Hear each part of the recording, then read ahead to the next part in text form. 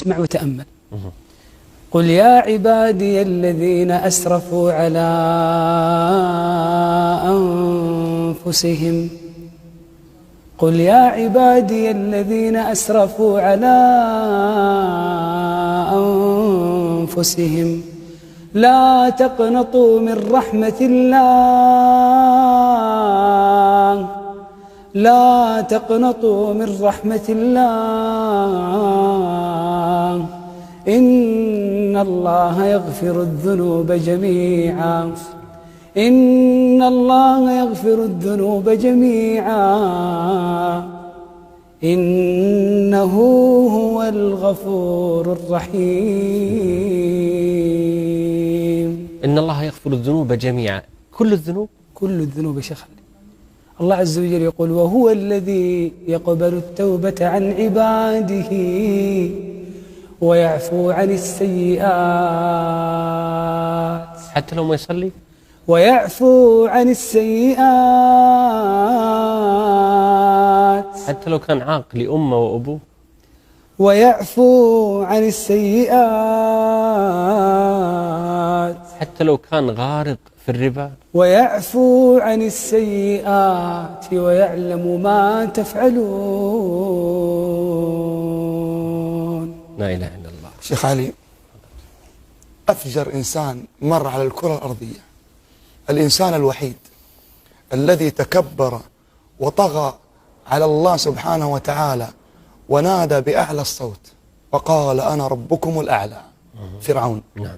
حينما أدركه الغرق في البحر أتى جبريل عليه السلام وبدأ يدس في فمه الطين مخافة أن يقول لا إله إلا الله فيرحمه الله عز وجل بها. فقال الله جل في علاه لجبريل يا جبريل وعزتي وجلالي لو استغاثني واستغفرني لغفرت له.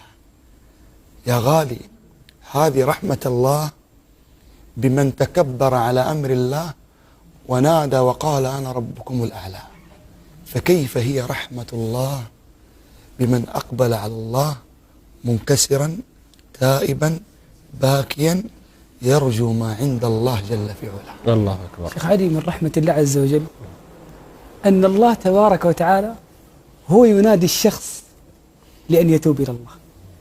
قالت رسلهم أفي الله شك قالت رسلهم أفي الله شك فاطر السماوات والأرض يدعوكم ليغفر لكم من ذنوبكم يدعوكم ليغفر لكم من ذنوبكم. يدعونا سبحانه، هو يدعونا.